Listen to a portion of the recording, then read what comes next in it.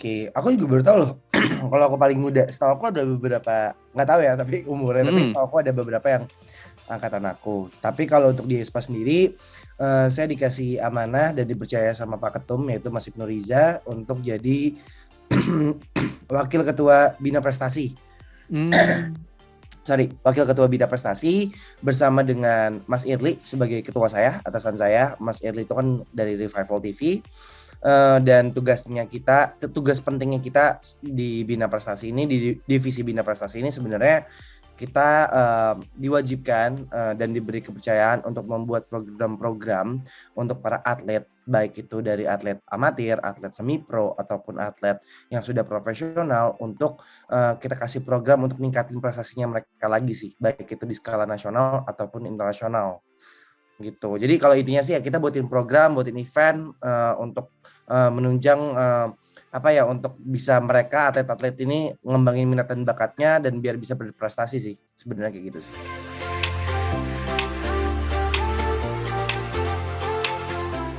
Sebenarnya panjang sih ceritanya. Intinya sih aku itu awal itu berdiri pertama kali terjun kerja sebagai IO buat program itu di tahun 2015, dan di tahun 2015 itu aku terjunnya di FIFA dulu justru.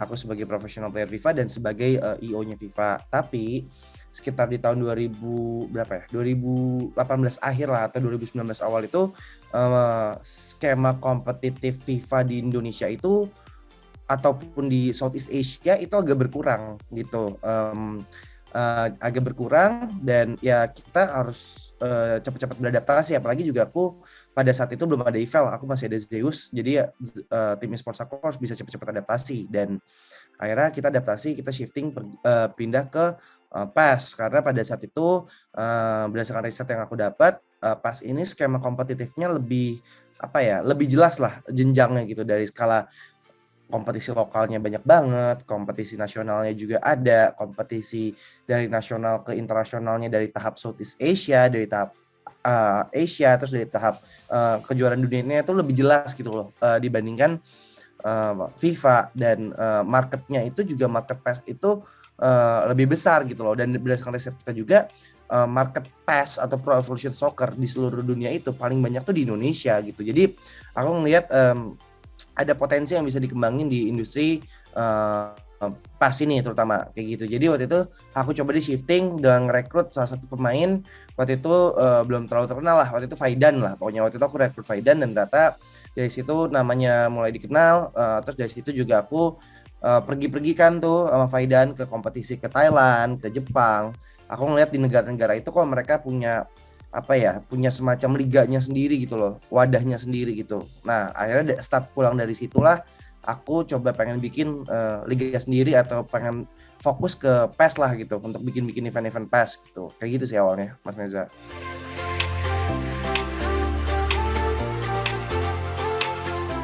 Awal-awalnya Zeus ya. Zeus itu sebenarnya awalnya bukan tim e-sport sih, Mas Neza. Zeus itu sebenarnya lebih ke arah IO, karena waktu itu aku diriin IO itu aku masih SMA, jadi namanya masih belum yang terlalu komersil banget. Kayak kita ya udah mikirnya Zeus. Kenapa Zeus? Karena kan dewa gitu, dewa, kita pengen jadi IO yang dipandang dan tertinggi lah gitu. Tapi seiring berjalannya waktu kita buat kompetisi terus-terusan, kita ngelihat ada beberapa kan kita juga tahu ya, kompetisi e-sports di Indonesia itu konsol itu masih kurang dilirik lah gitu, beda sama mobile atau pada saat itu PC gitu. Dota masih aktif pada saat itu, jadi pemain-pemain konsol ini nggak ada yang dilirik sama tim e-sports. Padahal ada beberapa player ataupun pemain yang punya potensi gitu loh, tapi nggak ada yang bisa memfasilitasi gitu, fasilitas mereka terbatas. Jadi aku ngelihat beberapa potensi, dan aku lihat juga ada beberapa kompetisi level internasional. Ya udah deh, kita coba rekrut beberapa pemain yang emang sering juara nih di kompetisi kita, untuk kita kasih fasilitas lagi, untuk kita ya misalnya kayak kita biayain registrasi, kita manage lebih baik lah gitu. Terus ya startnya dari situ sih, karena aku ngelihat pemain-pemain ini punya potensi tapi nggak dilirik, karena memang pada saat itu industri konsol itu belum sebesar sekarang. Bahkan sekarang aja masih agak lumayan susah lah dilirik gitu konsol, apalagi pada saat itu kayak gitu sih.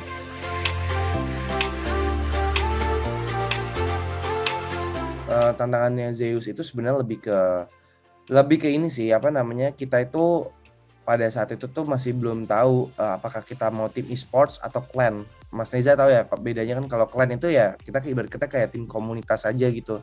Tim komunitas siapa yang mau masuk ayo masuk gitu. Sementara kalau tim e-sports itu dikelola lebih profesional gitu. Nah, pada saat itu kita ngerekrut pemain banyak banget dan aku sendiri tuh nggak sadar bahwa financial aku pada saat itu belum memadai lah gitu untuk nge-support semuanya gitu. Jadi tantangan terberatnya adalah ya dari segi apa namanya, dari segi financialnya sih, karena ya baik lagi Zeus kita pada saat itu fokus di platform konsol, tapi konsol juga kurang dilirik, sponsor juga belum tertarik pindah ke konsol gitu, baik itu FIFA ataupun PES gitu. Jadi tantangan terberatnya sih dari segi financialnya aja sih, karena Zeus itu berdiri dari tahun 2015 sampai tahun ini. Kenapa bisa berdiri? Karena berkat player-playernya juga sih, karena maksudnya ya yang hadiah yang didapetin player itu balik lagi untuk player gitu untuk fasilitas mereka, untuk ya apa yang mereka dapetin sekarang gitu. Jadi sebenarnya kita masih belum berdiri berdasarkan sponsor gitu. Dari segi finansialnya kita masih belum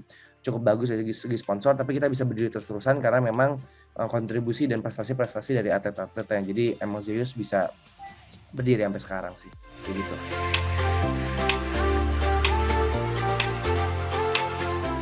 Sebenarnya dulu karena aku masuk di industri e-sports baru gitu, jadi aku justru Zeus itu dulu semuanya, Mas Neza.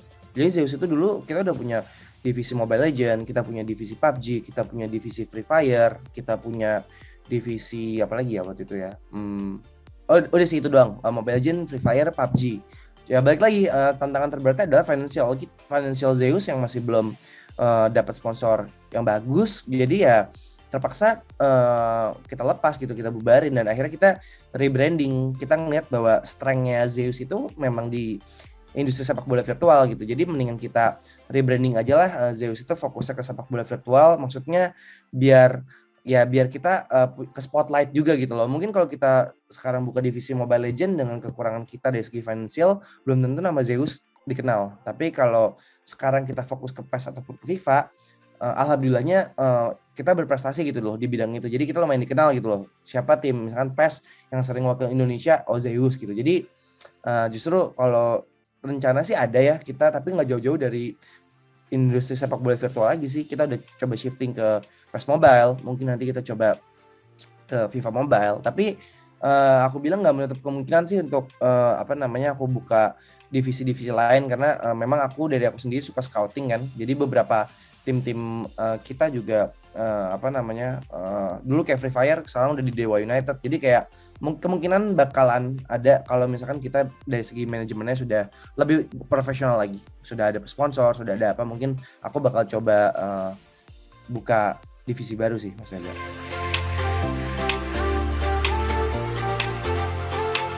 Sebenarnya itu gambling sih, Mas. Itu pada saat itu gambling sih sebenarnya buka eval, karena pada saat itu Zeus itu tuh kenapa bisa buka eval, karena pada saat itu Zeus gagal sebenarnya. Jadi di tahun 2020 itu kita lolos ke kejuaraan dunia, dan kita pada tahun 2020 itu ngerombak besar-besaran banget pemain. Jadi kita ngambil pemain-pemain superstar dan keuangannya lumayan membengkak dengan harapan kita bisa juara dunia. Tapi pada saat itu kita gagal, kita cuma jadi semifinalis pada saat itu. Jadi semua tabungan aku udah ituin, ya akhirnya last gamblingnya adalah di eval. Kenapa di eval? Karena baik lagi aku udah ngelakuin riset, kayak aku pergi ke Thailand, mereka sudah punya liga profesionalnya, dan terus juga ke Eropa juga udah punya. Dan baik lagi aku berdiri eval karena aku yakin dengan industri sepak bola di Indonesia, bukan sepak bola virtualnya, justru sepak bola di Indonesia. Kenapa? Karena kita ini punya jumlah fans sepak bola tuh sefanatik itu, sebesar itu gitu. Jadi kayaknya bisa kita manfaati nih dengan lebih baik kalau kita punya liga sepak bola virtualnya gitu, yang kerjasama sama klub-klub bola. Dan kesannya adalah campur aduk sih, ada senang, ada sedih, ada banyak. Cuman kalau senangnya karena kita nggak nyangka bahwa eval ini bisa disambut sepositif ini, sama komunitas, sama klub, sama media, sama beberapa partner lain lah. Kita viewers kita juga lumayan gitu di segi konsol, dan akhirnya ngebuka mata ke beberapa brand bahwa konsol ini juga punya potensi gitu loh. Itu sih kesan senangnya ya apa namanya, kesan senangnya sih itu sih apa namanya, nggak nyangka lah bakal direspon sepositif ini gitu, sampai akhirnya kita juga dipercaya sama PSSI untuk buat apa namanya program-program di industri e-sports, atau Ival juga dipercaya sama beberapa ya sama Federasi e-sport kayak kemarin buat PON. Intinya senang karena sekarang industri konsol ataupun sepak bola virtual mulai diperhitungkan di kompetisi-kompetisi nasional ataupun multinasional sih. Itu kesan dari Ivalnya sendiri sih. Jadi ngebuka apa ya pandangan lah gitu. Tapi ada kesan ada kesan sedihnya juga, campur aduk lah sedihnya, karena ya mungkin nggak semua dari komunitas support gitu, tapi overall sih apa namanya, komunitas berperan penting juga sih dengan kemajuannya eValve gitu sih.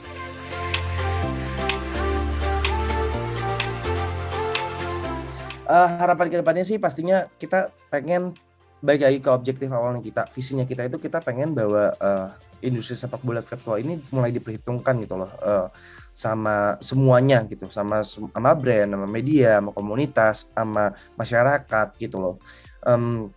Bahwa industri sepak bola virtual ini juga bisa besar gitu, dan tanpa disadarin juga banyak atlet-atlet yang berprestasi dari industri sepak bola virtual gitu. Jadi harapan kedepannya saya pengen industri sepak bola virtual bisa jauh lebih besar lagi, bisa bersaing dengan industri game-game yang ada di mobile gitu. Nah, kalau untuk gebrakan-gebrakannya ada, pasti kita tiap tahun kita sudah merencanakan gebrakan-gebrakan baru eValve gitu. Kayak tahun 2019 sampai 2020 kita fokus ke industri PES konsol gitu. Kita buatin infrastrukturnya, kita buatin jenjangnya. Nah, sekarang bisa dibilang PES konsol ini sudah lebih sudah lebih sustain lah gitu. Kita udah punya programnya, kita tinggal jalanin aja.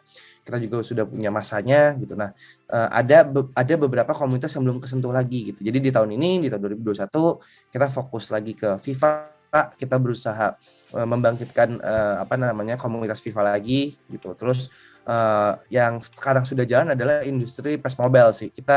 Kita melihat di situ ada potensi yang cukup besar juga di industri PES Mobile, dan kita fokus ke situ. Kita buat liganya, kita sekarang ambil brand ambassadornya, streamernya gitu. Jadi gebrakan barunya, rencana kedepannya itu ya itu sih, kita ada industri PES Mobile, kita fokus di PES Mobile, kita fokus di FIFA untuk di tahun ini, dan PES juga tetap jalan, PES konsol gitu sih.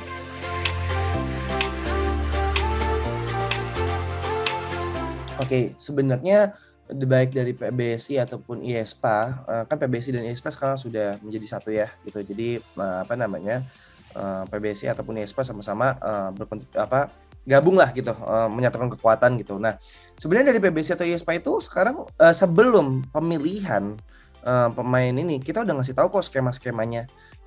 Skemanya itu ada apa aja. Contoh misalkan aku ngebahas dari yang aku pegang aja kali ya Mas, yaitu F4 gitu. Aku nggak ngebahas yang divisi lainnya. Dari segi F4 sendiri aku sudah jelaskan juga kok, baik itu di sosial medianya Garudaku .sc ataupun di sosial media aku sendiri, karena beberapa komunitas kan suka nanya-nanya personal ke aku. Aku udah jelasin bahwa skemanya itu bakal ada 8 orang yang masuk ke dalam pelatnas gitu, di mana 8 orang itu kebagi dalam 3 dari pilihan tim Seleknas, 3 dari pilihan coach, karena coach punya hak penuh untuk memanggil pemain gitu.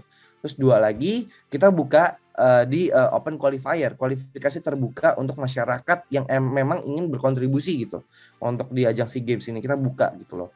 Nah, jadi totalnya itu 8 yang bakal masuk ke pelatnas gitu. Nah, mungkin kemarin isu-isunya kenapa yang dipilih ini, kenapa yang dipilih itu, dan itu juga sudah dipaparkan dengan jelas gitu dengan PBSI dan IESPA bahwa pemain-pemain itu skema-skema yang kepilih itu kan ada dari juara PON kemarin. Juara PON kemarin juga termasuk ke dalam salah satu invitation. Nah, kenapa invitation PON atau juara PON ini masuk? Ya karena ini merupakan jenjang berikutnya. Itulah benefit yang didapatkan sama atlet-atlet kalau memang misalkan mereka berprestasi baik itu skala nasional ataupun multinasional gitu. Apalagi berprestasi di dalam program-program yang memang disupport langsung sama federasi, salah satunya PON gitu. Jadi ini merupakan ajang lanjutan lah buat pemain-pemain yang memang kemarin juara PON gitu. Memang dari segi game berbeda. PON kemarin memainkan PES, di sini F4. Makanya dipilihnya masuk ke dalam pelatnas, bukan dipilih sebagai perwakilan. karena apa namanya, di dalam pelatnas itu mereka akan saling bersaing siapa 4 pemain yang akan dikirimkan ke SEA Games Vietnam gitu. Jadi sebenarnya isu rusuh ini karena menurut aku komunitasnya atau audiensnya masih kurang baca. Mereka kira orang-orang ini tuh merupakan perwakilan gitu loh.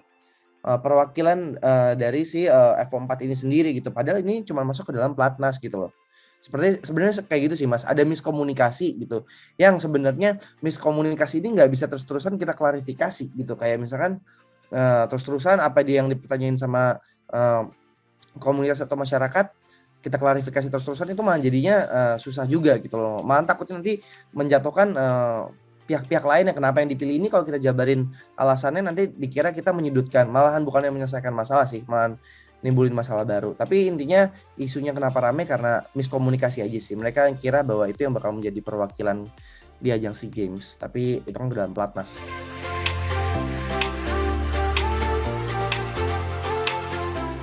Sebenarnya di semua, oke kita nggak usah ngebahas e-sports gitu ya. Kita ngebahas di olahraga konvensional, bola sekalipun tetap aja decision maker-nya adalah coach. Final decision-nya juga adalah coach. Siapa aja squad yang dibawa ke AFF, siapa aja. Tapi kan sebelum dipilih itu ada proses mungkin training camp. Kalau di bola, ya dong ada training camp. Dilihat dulu apakah atletnya siap dari segi mental, dari segi kemampuan, dari segi kedisiplinan. Nah, nggak bisa ujuk-ujuk kita ibarat kata sedikit meragukan coach, karena ya ujung tombaknya sebenarnya adalah di coach itu sendiri, karena coach itu siapapun coach yang kepilih nanti mereka sudah dipercaya bahwa mereka memiliki kapabilitas yang cukup baik untuk memimpin tim yang di bawah naungan mereka untuk mendapatkan medali emas gitu ya. Jadi ya sebenarnya itu menjadi hal yang wajar sih. Saya juga bingung kenapa harus ditanyain, karena ini nggak cuma di e-sports aja kok gitu loh. Contohnya di bola aja, itu wajar juga gitu loh. Kayak ada yang dipilih, ada yang tiba-tiba udah masuk ke dalam training camp terus tiba-tiba dicoret karena nggak disiplin, atau ya banyak faktor kan yang dipilih, nggak cuma skill doang. Karena percuma kalau dari segi skill, Indonesia itu banyak banget player-player e-sportsnya yang skillnya bagus banget. Nggak bisa aku sebutin satu-satu gitu. Tapi ada beberapa faktor-faktor lain yang harus menjadi salah satu faktor penilaian juga. Apalagi di kompetisi SEA Games, kompetisi membawa nama negara, kita pasti pengen ngasih yang terbaik untuk negara, apalagi target F4 sendiri ini adalah emas gitu. Jadi pemain-pemain yang nanti dipilih tuh banyak faktornya sih Mas gitu, dan yang tahu itu adalah ya coach gitu, dimana attitude-nya dia selama pelatnas, mungkin dari segi kemampuannya dia bagus, tapi ternyata dari segi kedisiplinannya karena dia merasa jago, dia nggak mau ikuti program dari coach, dia nggak mau ikutin arahan dari coach, itu kan bisa menjadi salah satu faktor. Attitude gitu, atau tidur malam susah diatur, sebenarnya itu salah satu faktor juga Mas gitu untuk kita bisa mencapai target. Jadi menurut aku itu hal yang wajar dan bukan jadi sesuatu yang harus dipertanyakan sih gitu. Sebenarnya kayak gitu kalau aku ya.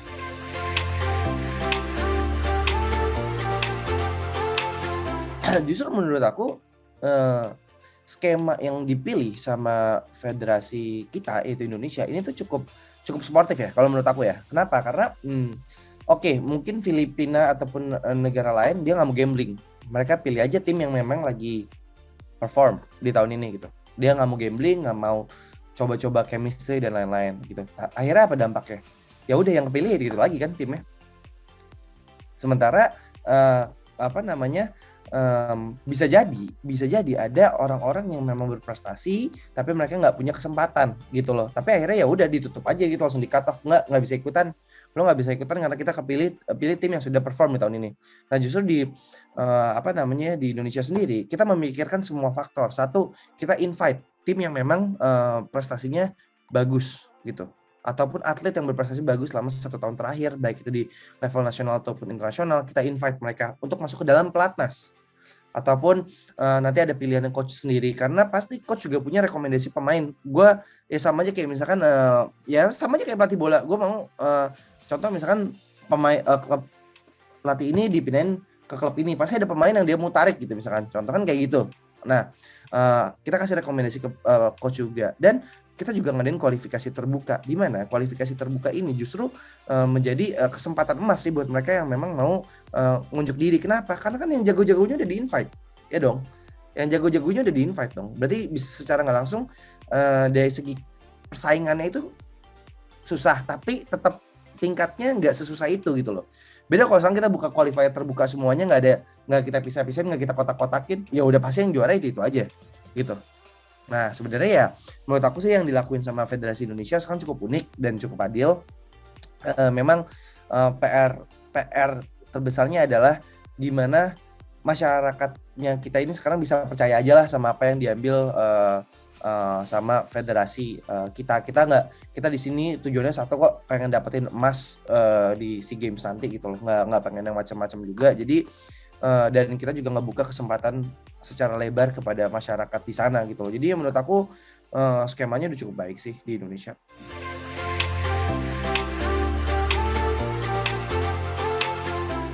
Faktanya ini agak menantang sih Mas, bahwa di Indonesia di scene F4 ini belum pernah berprestasi di level, bukan belum pernah, maksudnya belum pernah juara 1 ataupun 2 lah di scene internasional F4 selama scene kompetitif ini ada sampai sekarang gitu ya. Prestasi terbaik Indonesia di F4 itu semifinalis di tahun 2016. Dan makanya saya dikasih kepercayaan sama PBSI untuk menjadi salah satu anggota Satnas, merasa tertantang juga sih, pengen buktiin kita bisa dapat emas. Makanya kita cari strategi yang sangat berbeda dari negara lain. Apa? Contohnya kita ngundang player yang menurut kita dia punya bakat di sepak bola virtual. Kita ngundang dari FIFA, kita ngundang dari PES, kita juga ngundang dari F4 itu sendiri. Di mana ini nggak dilakuin sama negara-negara lain. Negara-negara lain cuma ambil ya udah pemain F4 aja gitu. Nah sementara di sini kita memang mencoba racikan baru gitu loh. Karena kita tahu lah bahwa profesional yang kita pilih itu mereka bisa beradaptasi dengan cepat gitu. Nah kalau seberapa yakin itu sendiri, insya Allah sekitar 70%. Aku yakin dapat emas gitu. 70% aku yakin dapat emas. Asalkan memang dari komunitasnya juga harus saling support ya Mas gitu, maksudnya jangan saling menjatuhkan gitu loh, karena PR-nya sekarang sih itu aja sih. Nah cuman kalau dari negara terberat itu adalah Thailand sih. Thailand itu, pemain dari Thailand itu dia salah satu pemain yang cukup konsisten di setiap kompetisinya, dia pasti masuk final, pasti 80% dia pasti masuk final. Dan itu bakalan menjadi saingan kita terberat sih gitu. Mungkin negara lainnya tuan rumah itu sendiri bisa diperhitungkan juga Vietnam gitu sih. Tapi cukup yakinlah sama kemampuannya anak-anak kita di sepak bola virtual, karena kita kalau dari segi industri sepak bola virtual kita bisa dibilang terbaik, bukan di saya sih, kita terbaik di Asia. Semoga kita masih bisa mempertahankan gelar itu, bahwa kita yang terbaik di Asia ataupun saya nanti sih.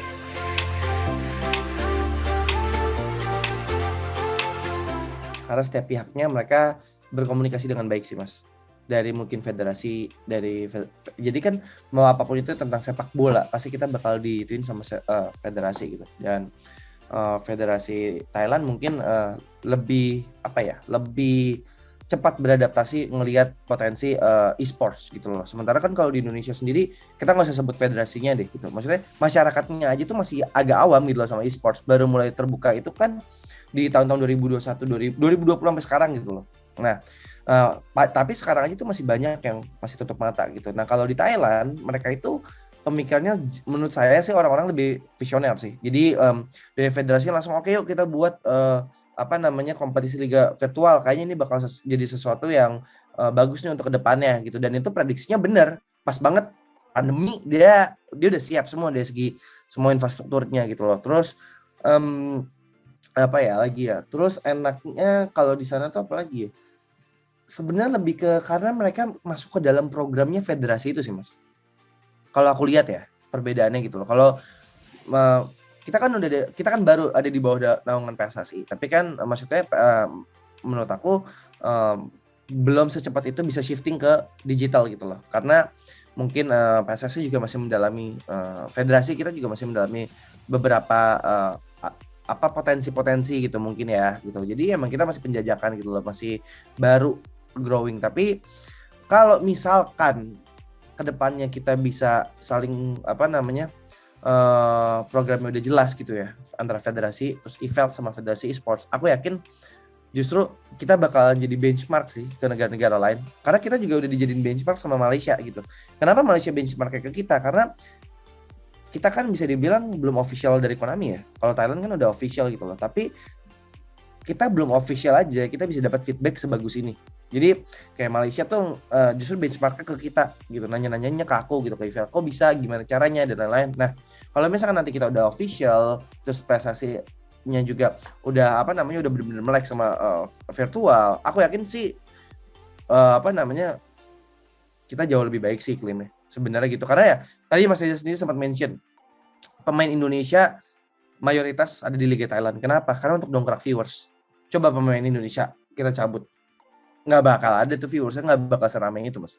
Ya, jangankan dari segi viewers, kita nggak usah ngebahas dari segi viewers, dari segi juara, tabel di liganya aja, juara 1 Buriram, itu ada Faidan dari Indonesia. Faidan itu pemain penting di Buriram.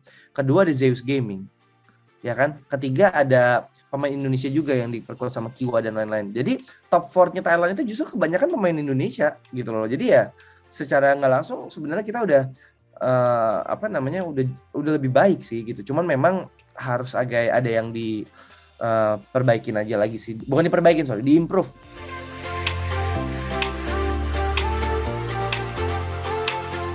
Aku tuh sebenarnya basicnya main FPS sih Mas. Dulu aku waktu SD itu aku udah apa ya bisa dibilang bukan pro. Ya sebenarnya udah fokus ikut lomba-lomba di game Point Blank sih. Jadi aku sebenarnya udah terjun di e-sports itu, aku udah suka game itu dari zaman SD, dan pada saat itu aku juga sudah kita kalau dulu direkrutnya tuh bukan sama tim tapi sama warnet gitu. Jadi pada saat itu aku emang ya PES ataupun FIFA cuman hobi aku yang kedua sih, tapi yang pertama itu aku suka game FPS gitu. Karena pada saat itu aku juga sempat merasakan scene kompetitif di FPS, terus juga sempat merasakan juga scene kompetitif di sepak bola virtual, terutama di FIFA sih gitu. Aku dari 2015 sampai 2018 aku yang ngedampingin pemain aku, sekaligus aku juga ikutan main gitu. Jadi bisa dibilang main juga di scene kompetitif ya gitu sih.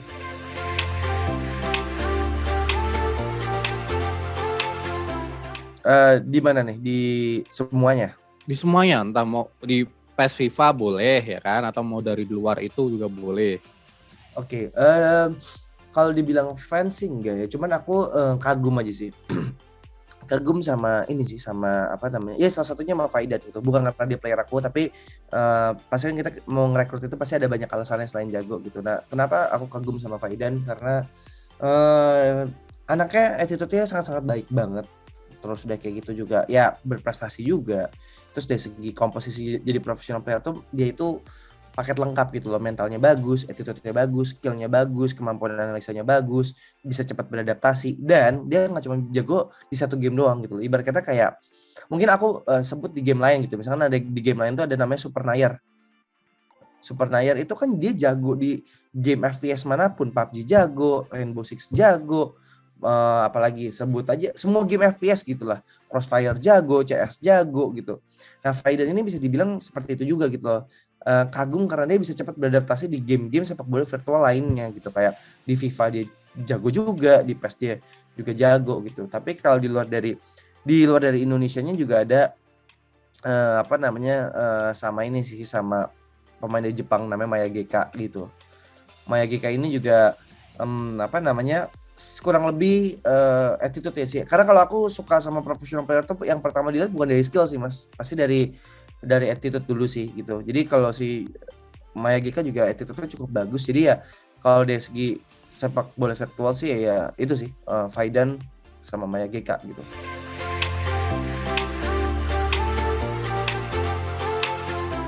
IBEL itu Indonesian Basketball League. IBEL sama kayak IBEL bola, IBEL basketnya lah gitu. Kayak gitu sih. Cuman memang belum jalan aja sih. Ya sebenarnya aku tuh udah sempat nge-organize kompetisi NBA basket juga gitu lah. Dan pada saat itu kerjasama sama liganya juga, yaitu IBL, Indonesian Basketball League. Waktu itu aku dipercaya untuk jadi yang organizer lah. Dan maksud aku melihat potensi yang cukup bagus juga sih di basket, segmented banget. Kalau basket kan segmented banget, dan menurut aku ini bisa jadi salah satu inovasi yang cukup bagus sih kalau kita juga udah mulai shifting ke virtual. Karena di luar negeri mereka juga sudah ada gitu loh. Indonesia kan selalu ketinggalan kurang lebih 3 sampai 5 tahun lah dari luar negeri gitu. Nah, di luar negeri itu juga udah ada gitu loh. Nah, sementara di Indonesia ini belum ada gitu. Jadi aku pengen coba buatlah sama nggak beda jauh kayak Evel gitu. Cuman memang belum jalan secara resminya belum jalan, tapi kita sudah coba approach ke beberapa pihak sih gitu. Soon mungkin di tahun ini juga pre-seasonnya bakal jalan.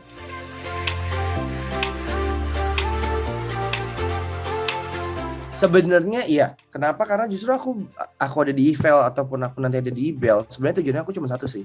Aku mau ngebuka mata ke klub-klub ini untuk shifting ke industri yang virtual. Kenapa? Karena di luar negeri klub-klub bola dia udah mulai shifting kok ke e-sports gitu loh. Bahkan dia nggak cuma di sepak bola virtual doang. Contoh PSG udah punya tim Dota, udah punya tim Mobile Legend. Maksudnya itu salah satu industri bisnis yang baru gitu loh. Bukannya kolaborasi cuma sebatas kolaborasi, tapi dari segi akunya sendiri tuh mau ngasih data-data aku lah mungkin ya, kayak mungkin mereka nggak terjun di e-sports jadi mereka nggak tahu gitu. Jadi aku mau coba ya brainstorming sih, yuk kita shifting ke era digital, ekspansi lah gitu. Bukan shifting tapi ekspansi lah. Ekspansi ke digital.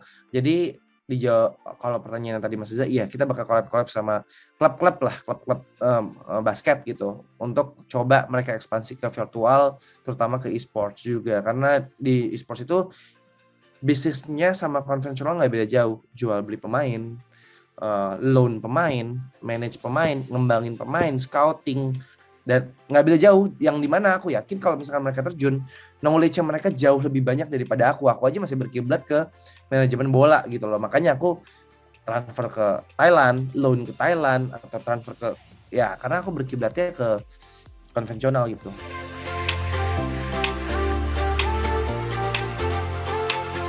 Sebenarnya kalau basket itu komunitasnya tuh udah ada. Kayak tadi kan yang tadi Mas sebutin EVOS, Dewa, Bali United itu kebetulan tim e-sports yang udah ada semuanya lah. Bola ada, basket ada, e-sports ada. Nah sebenarnya tim basket yang udah punya tim e-sports tuh juga ada, West Bandit namanya gitu.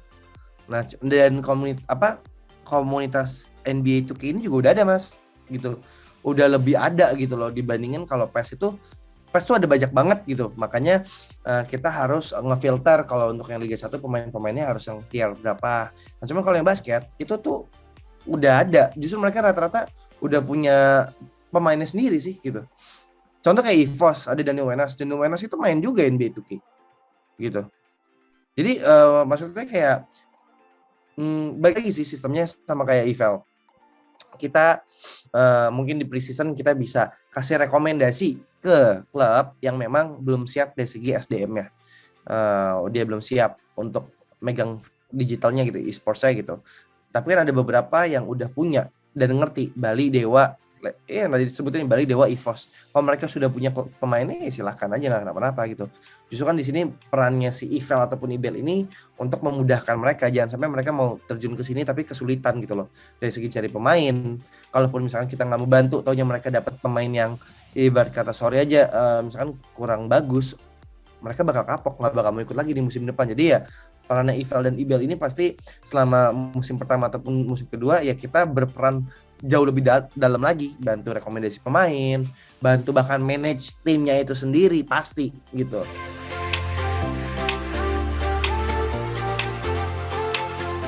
Kalau di dunia e-sports, di industri e-sports itu aku suka sama manajemen FaZe Clan. Kalau dari Zeus aku tuh ada namanya bundled manajemen lah. Dia kayak kalau nggak salah dari Jerman atau mana aku lupa.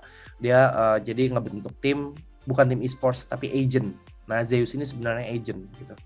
Kita kayak tim manajemen. Tapi kalau dari keseluruhan aku suka sama FaZe Clan sama 100 Thief. Dia udah bukan e-sports tapi dia lebih ke e-sportstainment gitu. Jadi ya menurut aku benchmarknya sih sejauh ini selalu kedua itu ya, FaZe Clan dan 100 Thief gitu. Kalau 100 Thief dari segi bisnisnya, kalau FaZe Clan lebih dari segi entertainnya sih kayak gitu. Oke.